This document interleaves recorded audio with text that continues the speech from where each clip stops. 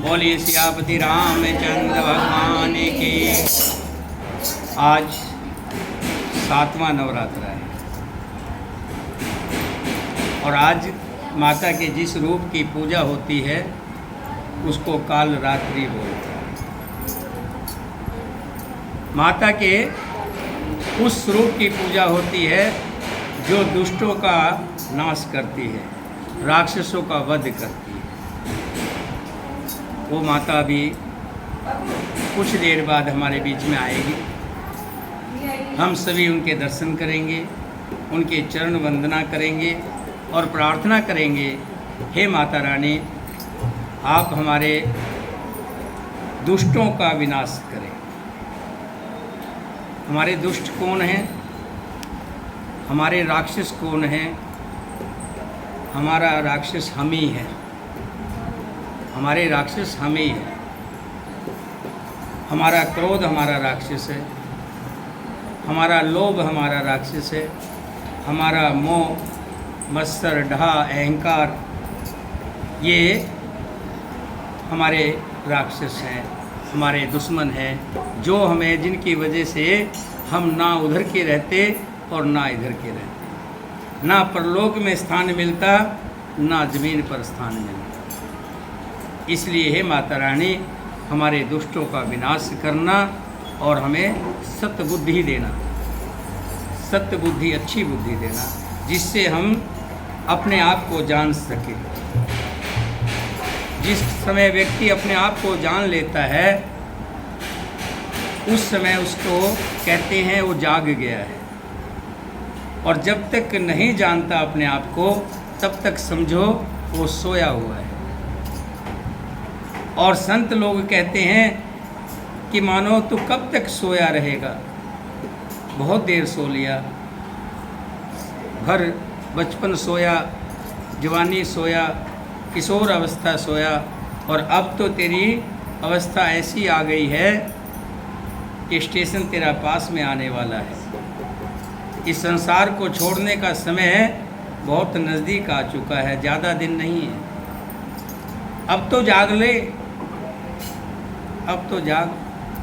अगर अब भी नहीं जागा तो क्या मुंह लेकर के जाएगा उस परमात्मा के पास कि मैं इस संसार में गया था, आपने मुझ पर बहुत रहमत बरती थी, मुझे कहा था कि अपने मोक्ष पाने का रास्ता एक यही है मनुष्य योनि, इसके माध्यम से तू मोक्ष प्राप्त कर सकता है। लेकिन मैं संसार में जाकर के ऐसा विषय भोगों में खोया सोया, खोना इसको सोना ही बोलते हैं, विषय भोगों में खो गया। बेटा बेटी, मकान घर व्यापार कारोबार, भगवान के नाम लेने की चिंता सोच ही नहीं थी, दिमाग में ही नहीं आया कि मैंने उस हरि का नाम लेना है। और कामों के लिए 24 घंटे, भगवान के नाम के लिए 15 मिनट भी नहीं। 15 मिनट मैंने इसलिए कहा कि जब धूप बत्ती करते हैं वो 15 मिनट हम मानते हैं कि रोज़ाना भक्ति करते हैं, और उस 15 मिनट में भी हमारा ध्यान कितनी बार बहकता है। कभी कोई बच्चा गिर गया तो उधर ध्यान, कोई आ गया तो उधर ध्यान, और भगवान की भक्ति में तो शायद 1 मिनट भी ध्यान नहीं लगता। और जब तक हम उस प्रभु के साथ ध्यान नहीं लगाएंगे भक्ति को नहीं पाएंगे। हे प्रभु आपने मुझ पर कृपा की तब मुझे मनुष्य जन्म मिला, नहीं तो मैं भैंस बनता, बकरा बनता, बिल्ली बनता, कुत्ता बनता, क्या बनता, जो जिसका कोई अस्तित्व नहीं है, जिसको खाना और सो जाना, उसके 2 ही काम है, तीसरा काम नहीं है। कोई ड्यूटी पे नहीं जाता है, कोई देखा अपनी ड्यूटी पे जाता हुआ है? कभी भैंसे को या किसी बैल को ड्यूटी जाते देखा है? वो तो मालिक उसको जोत के ले जाता है। कभी तनख्वाह लेते हुए देखा कि मैं इतना काम करके आया हूँ, मुझे तनख्वाह दो शाम को? गाड़ी मांगता है? इतनी बुद्धि नहीं दी है, विवेक ही नहीं दिया है। और विवेक जो दिया है वो मनुष्य को दिया है। तेरे अंदर इतना विवेक है, तू अपना भला अच्छा सोच सकता है, बुद्धि इतनी दी है, लेकिन तूने खो दिया सो करके, सारा समय बेकार कर दिया। अब तो जाग, अब भी अगर नहीं जागा तो फिर धुन धुन करके पछताएगा और फिर कुछ नहीं होगा। अब पछताए क्या हो जब चिड़िया चुग गई। अब जाग ले, जागने का समय है। हरि कथा, प्रभु की कथा, सत्संग, सद्विचार, धर्मार्थ, परमार्थ, सत्य कार्य जहाँ हो उसमें तू बढ़ चढ़ करके हिस्सा ले, उसका भागी बन और बताए गए सत्य मार्ग पर सुन करके अमल कर। ऐसा नहीं सत्य मार्ग को सुन लिया, यहाँ कथा सुनी कि हमें झूठ नहीं बोलना है, किसी के साथ छल फैरव नहीं करना है। जैसे ही कथा से बाहर निकले वहीं फ़ोन आ गया, कहाँ, मैं तो अभी कहीं आया हुआ हूँ, दिल्ली में नहीं हूँ, दिल्ली से बाहर हूँ। फिर झूठ बोलने शुरू कर। वैसी कथा सुनने का कोई फ़ायदा नहीं है। डॉक्टर ने कहा ये पुड़िया लेनी है लेकिन इसके साथ लस्सी नहीं पीनी है, फिर भर गिलास लस्सी का पी ली, तो उसका कोई फ़ायदा नहीं। सब संग, गुरु महाराज कहते, सभी संत कहते हैं कि तू इस दवाई को ले, सीधा कर दे, अगर फोटो पूरी नहीं आ रही हो तो आगे वाला, आगे को खींच लो तो अपने आप हो जाएगी। ये वाला, हाँ बस, इसको खड़ा कर दो पीछे वाले, आगे वाला। तो तू दवाई जो बताई है डॉक्टर ने, वैद्य ने जो दवाई बताई है उसको ला करके रख मत, उसका इस्तेमाल कर, उसको खा, और फिर जो परहेज बताए हैं उन परहेज को भी ध्यान से सुन। अगर दवाई खाकर परहेज नहीं करेगा तब भी दिक्कत है, और दवाई लेकर के ला करके रख देगा, उसको लेगा नहीं तब भी दिक्कत है। इसलिए कथा को सुने, कथा को जितना ध्यान से सुनेंगे उतना ही हमें ज्ञान होगा, और जितना ज्ञान होगा उतनी बुद्धि हमारी जागृत होगी, उतना ही हमें जीने का रास्ता आसान हो जाएगा, अपने आप का ज्ञान हो जाएगा कि मैं कौन हूँ। बस जब ये ज्ञान हो गया कि मैं कौन हूँ, उसी समय समझ लें कि हमारा उद्धार हो गया। भगवान श्री राम जी के साथ योद्धा को ले जाने के लिए बैठकें चल रही है। पहली बैठक वशिष्ठ जी ने की कि बताओ क्या करना चाहिए। बात हो गए हैं कि राम जी को कौन कहेगा कि चलो योद्धा, आपके हिसाब से क्या करना चाहिए, कैसे होना चाहिए। सब ने प्रस्ताव रखा कि एक काम करते हैं कि राम जी को योद्धा भेज देते हैं, लक्ष्मण जी को सीता जी, और भरत को और शत्रुघ्न को उनकी जगह वन भेज देते। भरत जी इसको सुन के बड़े खुश हुए और सब इस मत को लेकर के राम जी के पास पहुँचे। दूसरी सभा वहाँ हो रही है। उस सभा में ये मत रखा है भरत जी ने, साथ में 2 मत और रखे कि प्रभु अगर ये स्वीकार ना हो तो आप एक काम करें, शत्रुघ्न को और लक्ष्मण को योद्धा भेज देते हैं, मैं आपके साथ वन में जाता हूँ। अगर ये भी स्वीकार ना हो तो प्रभु हम तीनों भाई वन में चले जाते हैं, आप सीता जी को लेकर के योद्धा में लौट जाए। मकसद एक ही है कि आप योद्धा लौट जाए। सब लोग चाहते हैं, पूरी योद्धा चाहती है कि राम जी योद्धा चले। तभी दूसरी मीटिंग चल रही थी, दूसरा प्रस्ताव पास होने वाला था, वहीं पे राम जी कुछ कहने वाले थे। तभी जनक जी का बुलावा आ जाता है। दूत आते हैं, कहते हैं जनक जी आए हुए, जिसे सुनकर के सब खुश होते। कहाँ हैं? अभी तो प्रयागराज में स्नान किया है, प्रयागराज है, यानी आने में 1 दिन लग जाएगा।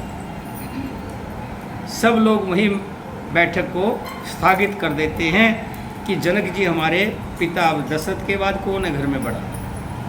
दशरथ के बाद तो जनक जी रह गए, या वशिष्ठ जी है या जनक जी है। और कुल के नाते जनक जी का ज़्यादा अधिकार बनता है। तब तक जनक जी नहीं आ जाते। आज की बैठक यह स्थगित कर दी और फिर सब नहाए हैं, धोए हैं, पूजा पाठ की है और अगले दिन लेने के लिए जनक जी को लिवाने के लिए चल दिए। रास्ते में दोनों समधाने मिलते हैं और उनको लेकर के आश्रम पर आते हैं। वहाँ पर सबको खाने के लिए, रहने के लिए जगह दी गई है। सब विश्राम किया है, सबने भोजन किया है और उसके बाद श्री राम जी के बारे में जो भी विचार रखेंगे, आगे क्या होता है। तीसरी बैठक चल रही है। कौन सी बैठक चल रही है? तीसरी बैठक चल रही है। सादर सब कहें राम गुर, पठे भर भर भार, पूजे पितर सुर अतिथि, गुरु लगे करण पर हार। सियावर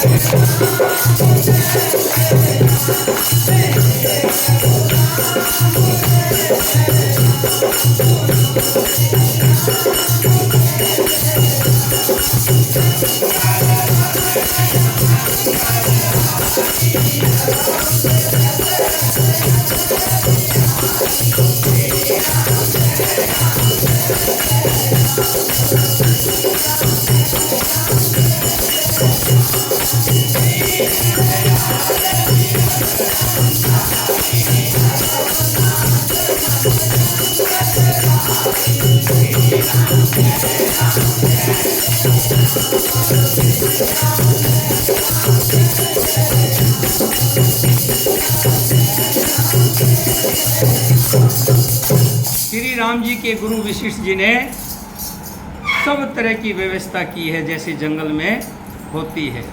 फलहार की व्यवस्था की है, जो फल फूल कंद मूल जो थे सबके खाने के लिए भेजा है, आदरपूर्वक भेजे हैं।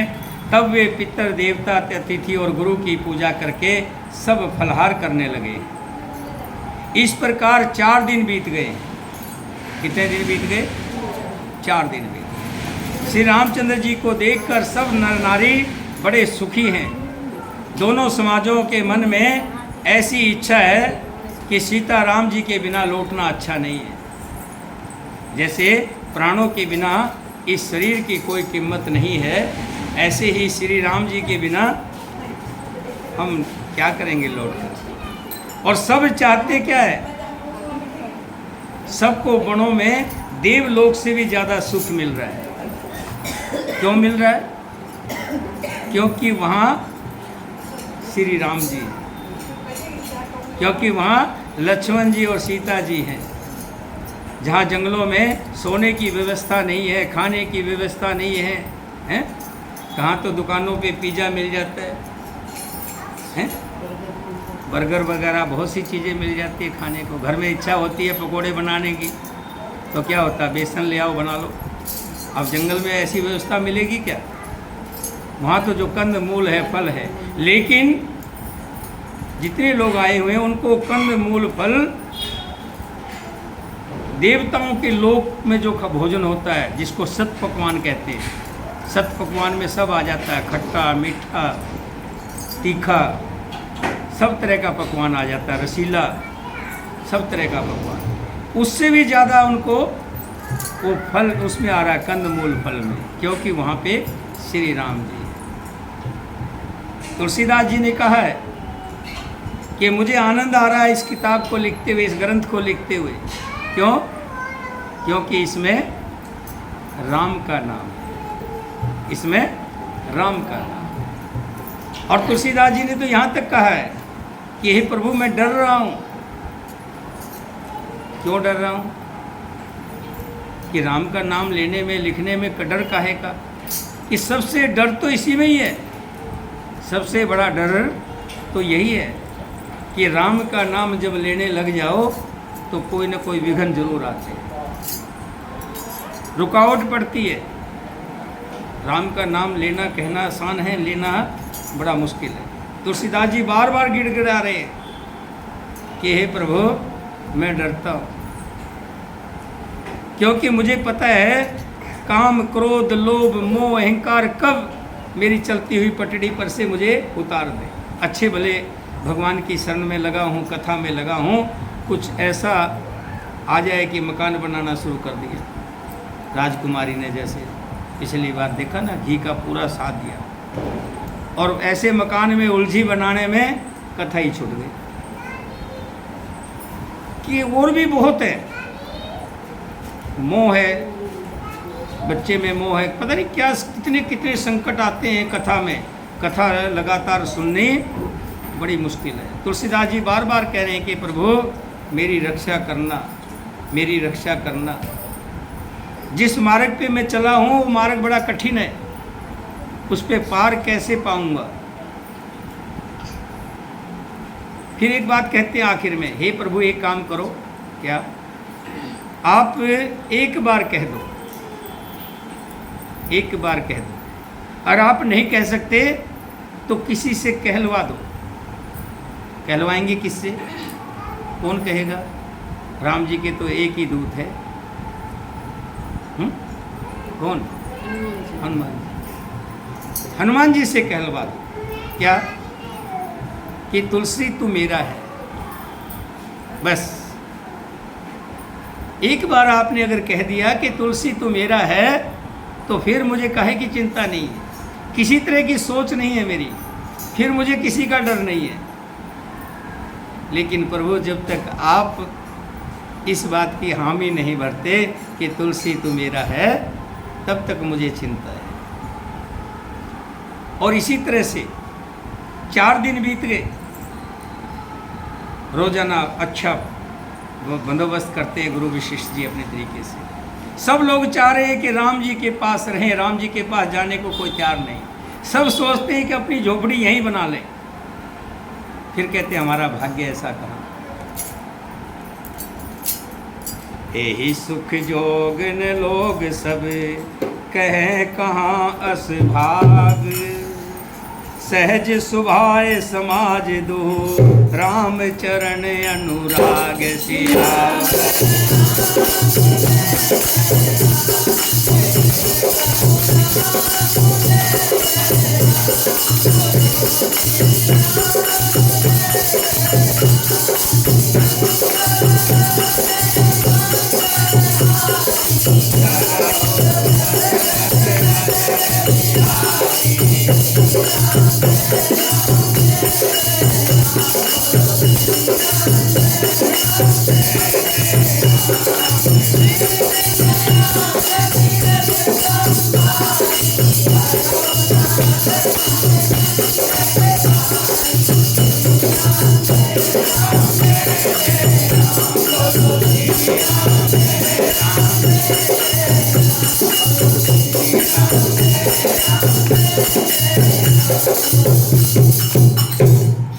फिर समय देख के सीता की माता कौशल्या से मिलने जाती है।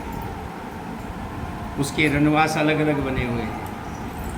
कौशल्या के रनवास में जाते हैं, वहाँ पे सब रानियाँ मिलती हैं और सुनैना से बातचीत होती है। सुनैना भी आपस में औरतें जैसी बातें करती हैं, ऐसे ही बड़ा बुरा हुआ, ये हुआ, अच्छा नहीं हुआ। लेकिन कौशल्या क्या कहती है? लखन राम सिय जाए बन, भल परिणाम न पोचु, गहबर ही कह कौशल्या, मोए भरत करे सोचू। सब बातें सुनने के बाद कौशल्या एक ही बात कहती है कि राम जी वन को जाएं, मुझे इस बात का कोई भी नहीं है कि जाएं, वन में जाएं, इसका परिणाम तो अच्छा ही होगा, बुरा नहीं होगा, पर मुझे भरत की चिंता है। इस प्रसाद आशीष तुम्हारी, सुत सुत बध देव सरवारी, राम शपथ में कीन काऊ, सो कर कहो सखी सत्य भाव। ईश्वर के अनुग्रह और आपके आशीर्वाद से चारों पुत्र और चारों बहुएं गंगा जल के समान पवित्र हैं। हे सखी, मैंने कभी श्री राम की सौगंध की नहीं की, सो आज श्री राम जी की सौगंध करके सत्य भाव से कहती हूँ। भरत शील गुण विनय बढ़ाई, भायप भगत भरोस भलाई। कहत सारदो करमति चे, सागर सीप की जाए उलीचे। कौशल्या कह रही है, देखो भरत के शील गुण नम्रता बड़पन भाईपन भक्ति भरोसे और अच्छेपन का वर्णन करने में सरस्वती की भी बुद्धि हिचकती है कि श्री राम जी श्री भरत जी इतने शील हैं, इतने गुणशाली हैं, इतने नम्र हैं, उनके अंदर इतना बड़पन है और भाई के लिए जान देने वाले हैं, भक्ति है भाई के नाम से, कि अगर मैं उनकी बड़ाई करने लगूं तो सरस्वती जी भी उनकी भी बुद्धि हिचकेगी, वो भी बड़ाई पूरी नहीं कर पाएगी। शिव से कहीं समुंदर उलटे जा सकते हैं। जानो सदा भरत कुल दीपा, बार बार मोए कहो महीपा। कसे कनक मणि पारिख पाए, पुरस परख एहि समय सुभाए। मैं भरत जी को सदा कुल का दीपक जानती हूँ। मैं चाहती हूँ भरत जी जाकर के राज्य को संभालें। इससे दो काम होंगे, पिता का वचन पूरा होगा, राम जी 14 साल वन में रहेंगे। कोई माँ है क्या आज के टाइम में जो ये कहे कि भाई मेरा बेटा वन में जाएगा और तेरा बेटा राज करेगा? नहीं ना। एक कौशल्या यही तो बताया है इन कथा में। नहीं तो कथा दो ही अक्षर की है, एक राम था एक रावण था। उसने उसकी पत्नी को उठा लिया, उसने उसको मार दिया, कहानी खत्म, रामायण खत्म। लेकिन विस्तार से ज्ञान दिया गया है कि ऐसा त्याग, कौशल्या के त्याग की मूर्ति देखिए और भरत के त्याग को देखिए कि राजपाट छोड़ करके भाई को लेने चला गया। नहीं, भाई आएंगे वही राज करेंगे, उन्हीं का राज है, मैं राज नहीं करूँगा। ऐसा भाई है क्या कोई? ये त्याग है, त्याग की मूर्ति है। वही कौशल्या कह रही है कि मैं भरत को सदा कुल का दीपक जानती हूँ। महाराज ने बार बार मुझे यही कहा था, सोना कसौटी पर कसे जाने पर और रतन पारखी जोहरी के मिलने पर ही पहचाना जाता है। जब तक सोना कसौटी पे ना कसो पता नहीं लगता कि ये असली सोना है या नकली सोना है। नकली है तो कितना नकली है। सुनार देखते हो ना, कसौटी पे रगड़ के देखता है, फिर बता देता सोना असली है। और ऐसे ही जोहरी के पास ले चलो, सब चमकने वाले नग ऐसे लगेंगे, बहुत बढ़िया। जरकन को देख लो, हीरे को भी फेल कर देगी, डायमंड को फेल कर देगी, जरकन ऐसी आती है। लेकिन जोहरी जाते ही बता देगा कि ये हीरा है या पत्थर है। वैसे ही पुरुष की परीक्षा समय पड़ने पर उसके स्वभाव और उसके चरित्र से ही देखी जाती है। अनुचित आज कहब अस मोरा, शोक सने सियानप थोरा। सुन सुर सरसम पावन वाणी, भई सने विकल सब रानी। किंतु आज मेरा ऐसा कहना भी अनुचित है। शोक और स्नेह में सियानापन विवेक कम हो जाता है। लोग कहते हैं कि मैं स्नेहवश भरत की बड़ाई कर रही हूँ। कौशल्या जी की गंगा के समान पवित्र करने वाली वाणी सुनकर सब रानियाँ स्नेह के मारे विकल हो उठी। कौशल्या कह धीर धर, सुनो देव मिथिलेशी। मिथिलेशी कौन है? सुने ना, सीता जी की माता। कौशल्या कह धीर धर। पहले मुझे भी जब दोहा ये चौपाई होती थी समझ में नहीं आती थी, पढ़ लेता था। अब पढ़ते पढ़ते इसका अर्थ पता लग जाता है। क्यों? अभ्यास होता जाता है। जैसे जैसे आपका भी मन इसमें लगेगा तो आपको भी जैसे दोहा पढ़ेंगे आपको खुद समझ में आने लग जाएगा कि कहा का क्या गया है। कौशल्या कह धीर धर। कौशल्या कह रही है धीर धर। कौशल्या कह धीर धर, सुनो देवी मिथिलेशी। कि हे मिथिलेशी देवी सुनो। को विवेक निधि बल वही, तुम्हें सके उपदेश सियावर।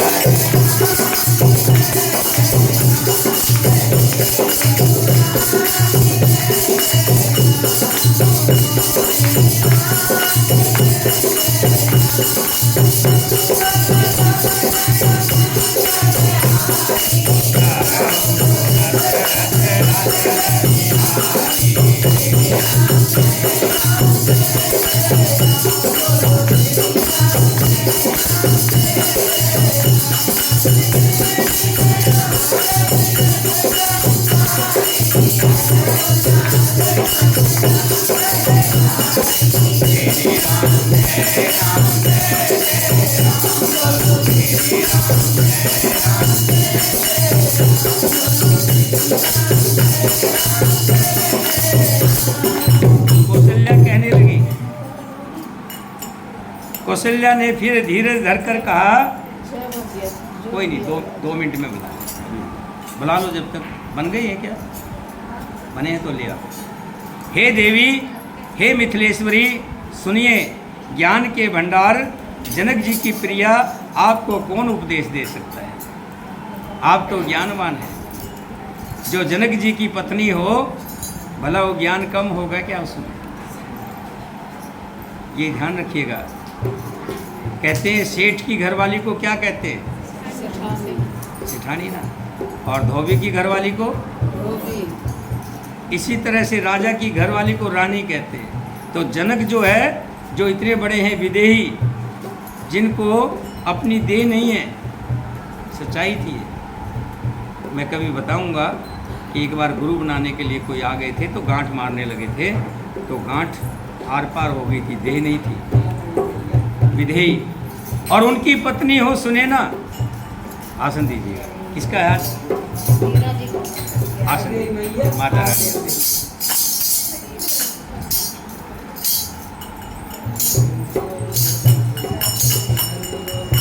कौशल्या जी ने फिर धीरे धर के कहा, हे देवी, हे मिथिलेश्वरी, सुनिए, ज्ञान के भंडार श्री जनक जी की प्रिया, आपको कौन उपदेश दे सकता है? बोलिए सियापति रामचंद्र भगवान की, सीता माता की, भक्त शत्रुघ्न की, वीर लक्ष्मण की, वीर हनुमान की, अपने अपने माता पिता की, अपने अपने गुरुदेव की, अपने अपने पितृदेव की। बोलिए देवी माता की, बोलिए काल रात्रि मैया की। हमारे बीच में माता काल रात्रि आ गई हैं। सभी हाथ जोड़ करके वंदना करें, माता से प्रार्थना करें कि हे माता, हमारे शत्रुओं का विनाश करना और हमें सत्बुद्धि देना, हमारे घर में धन धान्य हर तरह की सुविधाओं को देना, कि सुखी परिवार होता है वही अच्छे तरीके से माँ तेरी पूजा कर पाता है। कल बताया था, एक दुविधा में पड़ा हुआ व्यक्ति, एक सुविधा में पड़ा हुआ व्यक्ति। दो तरह के व्यक्ति कभी भी भगवान का ढंग से भजन नहीं कर पाते।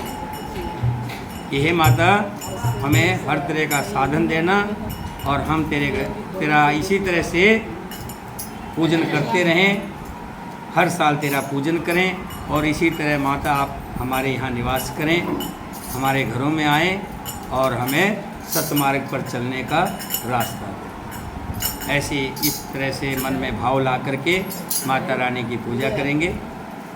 और एक भजन आप गाओगे क्या माता रानी का? ये हाँ, माता रानी का भजन गाना है। आ जाओ, खड़े होके गाओ। आप ऐसा करो, एक वो ले लो, वीडियो बनाओ, ऊपर से पकड़ के बनाना इसको। दीपाली बना लेंगे, दीपाली बना लेंगे, बना लो।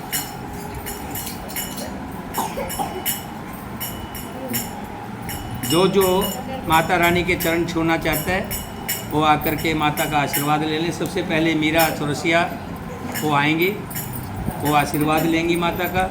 उसके बाद आप सभी आकर के माता का आशीर्वाद लेंगे। बोलिए शेरा वाली मैया की बोलिए माँ कालरात्रि स्वरूपा की बोलिए साचे दरबार की। अम्मा उधर हो जाओ अम्मा। और से बोलना बोलो शेरा वाली मैया की जय। मंदिर से थोड़ी चली आई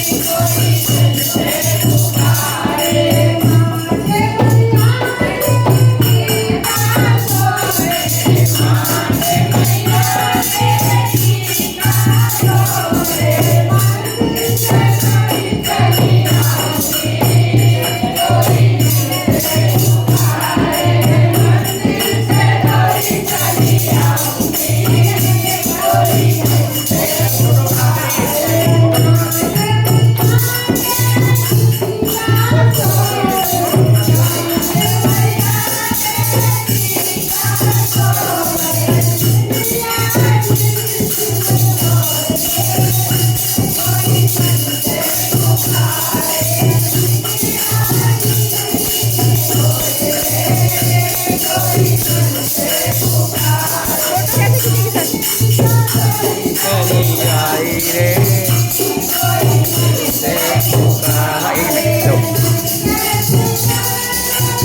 आ जाओ। अरे ते पुकारे को हाथ लगाओ। अरे इधर आओ। कोई दिल से पुकारे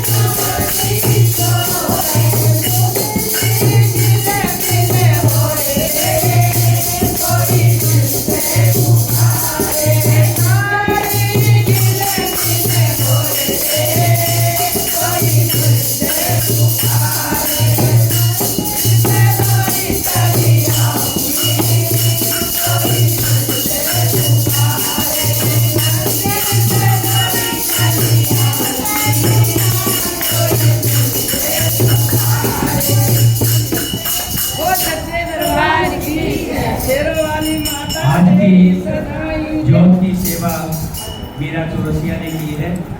बड़े भाग्यशाली है मीरा चौरसिया। वो प्रत्येक व्यक्ति भाग्यशाली होता है जिसको माँ की परमात्मा की सेवा करने का मौका अब फोटो खिंचवा लो जाओ। बड़े भाग्यशाली होते हैं। आज ज्योत की जो सेवा है वो मीरा चौरसिया के द्वारा हुई है। बहुत बहुत साधुवाद है। कल किसकी है और माता कौन बनेगा? कौन? आंटी इधर देखो, ये बहुत छोटी है। कल मैं लाऊंगा माता, इधर देखो। कल मैं लाऊंगा, ऐसा है ना। और परसों कौन बनेगा फिर? परसों आपका है। चलिए, अच्छा परसों को भंडारा भी है। परसों को माता रानी का भंडारा है। यहीं पे सभी को अपने साथ सुशीला जी 5-5, 7-7 को लेके आना है। भंडारा सभी के लिए खुला भंडारा रहेगा। ये भंडारे की जो है संतोष ने कहा था कि मैं मेरी तरफ से भंडारा रहेगा। उसके बाद फिर ये विचार किया गया कि भंडारा सबका होना चाहिए। भंडारा किसी एक व्यक्ति का ना हो, सामूहिक हो, क्योंकि ये कथा सामूहिक है, ये किसी एक व्यक्ति की नहीं है। इसमें सभी का भंडारा है, सभी के नाम का भंडारा है। तो इसमें हमने ये रखा कि भी किसको क्या क्या सामान की कितनी जरूरत पड़ेगी। कहाँ है पर्ची, कहाँ सामान?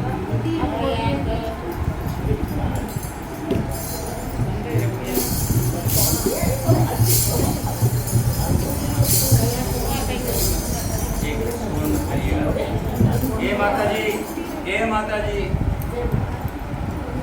शांति रहिए, बोलते नहीं है, कोई बात नहीं। चीनी 3 किलो बोला है हलवे के लिए। भुला देवी कहाँ है? आई नहीं। 3 किलो हो गया, पूरा मान लिया है? नहीं, ऐसा नहीं है, जिसने बोल दिया है उसके लिए नहीं हो सकता। और बहुत सामान है। 1.5 किलो घी। कौन सा है? देसी घी। चलो 1 किलो बहुत अच्छा। चलो घी हो गया है। उसके बाद सूजी 1.5 किलो आ जाएगी ना। कल सामान सारा इकट्ठा कर देंगे। आटा 15 किलो। 10 किलो किसका था? 10 किलो आपका था। और 5 किलो किसका था? 5 किलो आपका। 15 किलो आटा भी पूरा हो गया। चने, काले वाले चने 1 किलो देंगे। तो 1 किलो चना बाकी है, अभी हम लगा देंगे किसी। सर मैं ले आऊंगी। 1 किलो अभी बहुत सामान है। हाँ ठीक है। आपकी जिम्मे में आप ले आएंगे, कल ले आना है। 2 किलो चने भी हो गए। सफ़ेद नमक टाटा 1 किलो। ये बोला था, ये 100 ग्राम काला नमक मिलाना है। फिर आप दोनों इकट्ठे लाने। हल्दी, धनिया, लाल मिर्च और लाल मिर्च पिसी हुई, अमचूर ये आ चुका मेरा। कल श्यामा दे गई, आपके पास है, कल इकट्ठा कर लीजिएगा। उसके बाद जीरा भी आ गया है। और 10 ग्राम हींग पाउडर होगा, वो तो से ले लेना 10 ग्राम। ठीक है, ये हो गया है। उसके बाद बादाम, काजू, किशमिश ये मैं लाऊंगा। बादाम, काजू, किशमिश ये मैं ले आऊँगा। इसके बाद हमें जरूरत पड़ेगी आलू पहाड़ी 12 किलो। बिना कितने आलू आपके? पता नहीं, अभी कंफर्म कर लो। भगवती आई है? नहीं आई। आपका है क्या कुछ? आलू है 5 किलो। देखो परेशान होके नहीं सुन। 1 किलो टमाटर है। कोई परेशान नहीं होना किसी को। माता रानी की कृपा से हाँ सब कुछ बहुत बढ़िया है। तो भगवती को पूछ लेना 5 किलो आलू के लिए हैं। और आप दे दोगे? ठीक है, 5 किलो आलू और 1 किलो टमाटर भी देना पड़ेगा। पैसे रखो, कल लेके आना है बस। उसके बाद एक छोटी सी चीज़ और है, आप कर लेना ये सुशीला। 200 ग्राम अदरक और 100 ग्राम धनिया और 250 ग्राम हरी मिर्च। ये 3 चीज़ आपने लानी है, ले आओगे ना। अब हमें जरूरत पड़ेगी 10 किलो रिफाइंड की, 10 किलो रिफाइंड की जरूरत पड़ेगी। आपको भी कोई जिम्मेवारी लगाई थी हैं? थाली जो प्लेट 100 की जगह 150 कर लेना, आदमी बढ़ेंगे। अच्छा, उसके बाद गंगा जी आपकी भी कोई ड्यूटी लगी है? नहीं, कल की तो ये है। 2 किलो रिफाइंड में दे। 2 किलो रिफाइंड उधर से आ जाएगा संतोष। 2 किलो मैं कर 2 किलो यहाँ से आ जाएगा, 1 किलो वहाँ से आ गया। 2 किलो रिफाइंड यहाँ से हो गया, 7 किलो हो गया। 1 किलो रिफाइंड ये।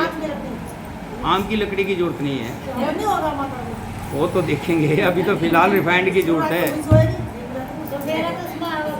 एक मिनट, आपका 1 किलो रिफाइंड ठीक है, 8 किलो हो गया। 2 किलो रिफाइंड और कम पड़ेगा हैं? 2 किलो में लिखा रखे है ना, वो नहीं आएगा, वो सामान वो कुछ भी नहीं है, वो यहीं बनेगा सब कुछ। नहीं तो वो लेके आओगे। अरे कुछ नहीं होगा, ठीक उसको जो 600 रुपये और 400 रुपये और मिला करके मजदूरी दे देंगे, पूरा काम करेगा। ठीक है। और 5-6 हमें सेवा करनी है पूरी बेलने के लिए। 5 तो कम से कम चकले बेलने चाहिए। कौन लाएगा चकले बेलने? चकले बेलने भी लाने हैं और यहाँ पूरी भी छान मतलब कि बेलने। चकले बेलन तो ये जो नजदीक घर है ना, इनके हाथ ले लेते हैं। हाँ, एक आप ले लेना सुरक्षा जी, एक आप ले लेना। अब बेलने उलने के लिए हमको बेलेंगे। हाँ संतोष, आप ले आना एक चकला बेलना। अच्छा लगता है बेलने। सर कितने बजे सुबह आना है परसों? परसों 9 बजे आ जाएंगे कि 12 बजे तक हमारा तैयार हो जाएगा। 1-2 घंटे लगेंगे। पूरा 9 बजे के बाद ही आया। हाँ, नहीं वो लेट करो। ज़्यादा लेट भी कन्या नहीं नहीं। जिमाओगे? 12 बजे के बाद कन्या जिमाओगे? कन्या जमाएगा, उसके बाद हम लोग खोज हाँ कर ठीक है, जाएंगे। आ जाओ 9 साढ़े 9 बजे जितना तक आ जल्दी जाओ। हो उतना ठीक है। हाँ, जितना जल्दी हो जाए। हाँ जी। अच्छा, 9 कंजका वहीं आएंगी जो कंजका बनेंगी। जी हाँ वही। अगर एक आध इधर उधर हो गई तो उसकी जगह दूसरी बिठा लेंगे, नहीं तो वही कंजका पूजी जाएंगी। हाँ ठीक वही है। अच्छा रहेगा सर। हाँ, पिछली बार भी ऐसे ही हुआ। और कंजका सब मिल करके पूजेंगी। नहीं आए थे फिर। और माता रानी की जो मूर्ति है, 9वीं वाले दिन ही शाम के समय कीर्तन के टाइम या उसी समय ये देखेंगे कि भी जिसकी भी पर्ची निकलेगी 9 को डालेंगे, जिन्होंने 9 दिन सेवा करी है। जिसको भी पर्ची निकलेगी माता रानी उसके घर जाएगी। बिना पर्चे को दे दीजिए सर। तू तो रात में झूठी बात बोलो क्या दीदी रखा ना ना ये बात हमारे हिंदुस्तान की एक बड़ी खास, सुनो, हिंदुस्तान की एक खास बात है। हिंदुस्तान में क्या होता है, 2 भगत थे पुजारी और पूजा कर रहे थे खूब। तो पूजा कर रहे थे तो भगवान ने दर्शन दिए। भगवान कहने लगे वरदान मांगो, दोनों को मिलेगा, दोनों को मिलेगा। पहले वो कहता पहले मैं मांगूंगा, सुनो राजकुमारी, वो कहता, दूसरा कहता पहले मैं मांगूंगा, पहले मैं मांगूंगा। पहले आपस में झगड़ने लगे। उसके बाद क्या हुआ, भगवान ने कहा देखो पहले जो मांगेगा और दूसरे को दुगना मिलेगा। तो वो पता क्या कहता है दूसरे को, पहले तू ही मांग, पहले वो उसको कहता है पहले तू मांग। नहीं हम तो किसी के भी जाओ माता। तो ये माता रानी हमारे को मन में रखो, सबसे बड़ी बात। ये सबको होगा, सारी चीज़ होगी। ये हमारा सामान था, सामान सारा पूरा हो गया है भगवान की कृपा से।